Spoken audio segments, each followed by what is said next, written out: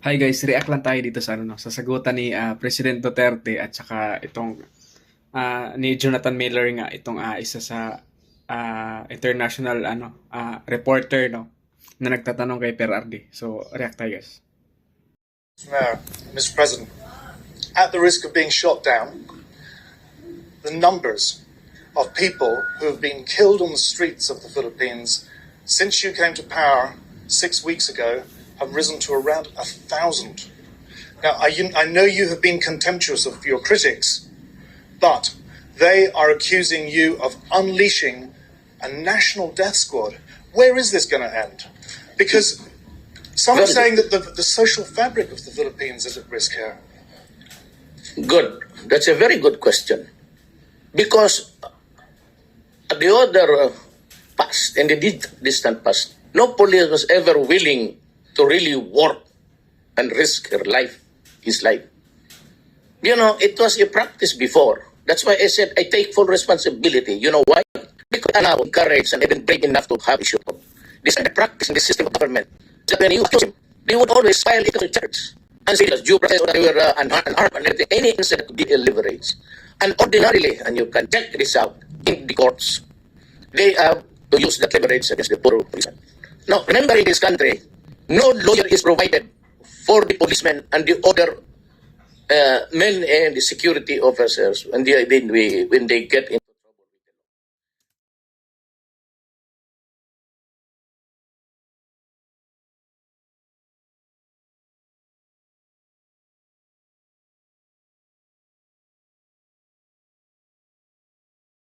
into trouble with the law.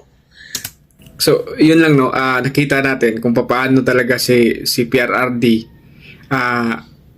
kung paano talaga niya ini-implement yung batas kasi unang-una pinoprotektahan niya yung mga tao na involved doon sa pag-implement ng batas.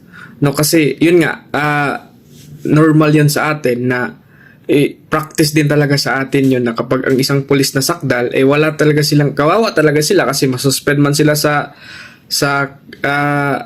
trabaho nila, wala na sila mapapakain sa pamilya nila. So that is the only way na unang pinoprotektahan ni Duterte yung mga nandito sa nag-i-implement sa batas, mga law enforcer.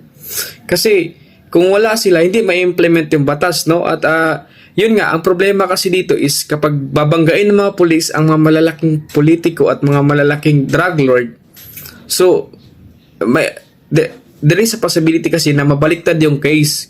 Instead na sila yung makulong, ang pulis yung kawawa kasi sila yung nakukulong. So this is reality, tanggapin natin dito sa ating bansa kasi pag pera yung gumalaw, no, makikita natin kung gaano karampant ang drugs dito sa Pilipinas at yung criminality, no.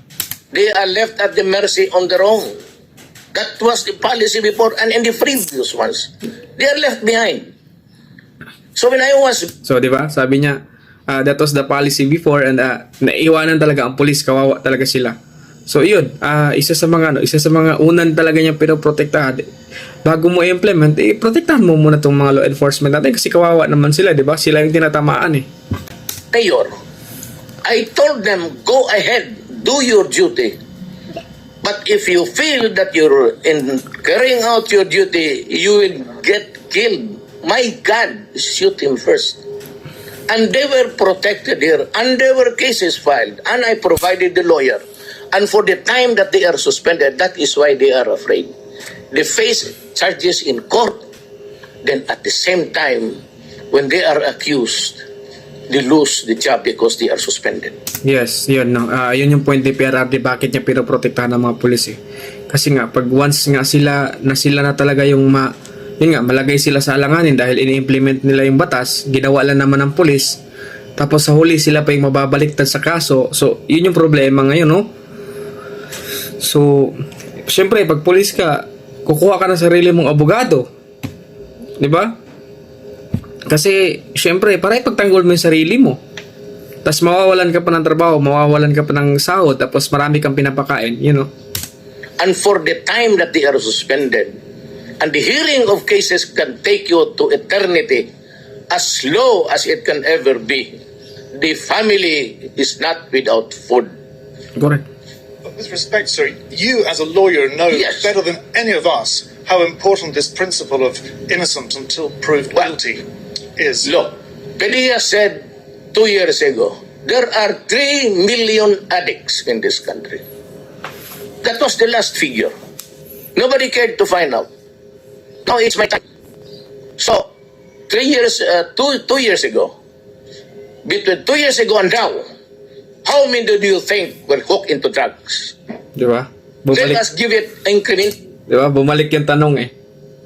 No, kasi nga sabi no, ano daw kalahagan nung innocence until proven guilty.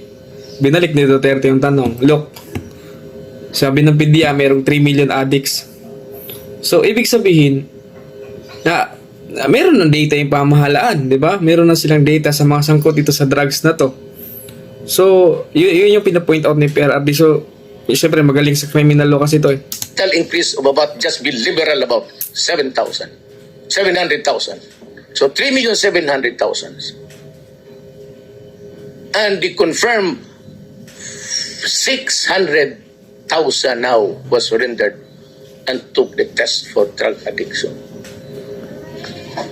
How do you call it? Just a problem? Is just a police problem? Or is it really a crisis for this country? It's not even epidemic. Oo, di ba? Ayun, pinapoint out talaga ni President Duterte na hindi lang epidemic tong problem namin dito sa drugs sa amin, no? Kundi it is a pandemic na kumalat na talaga siya eh. Baga, yun nga, halos biro mo yung 3 million addicts, no?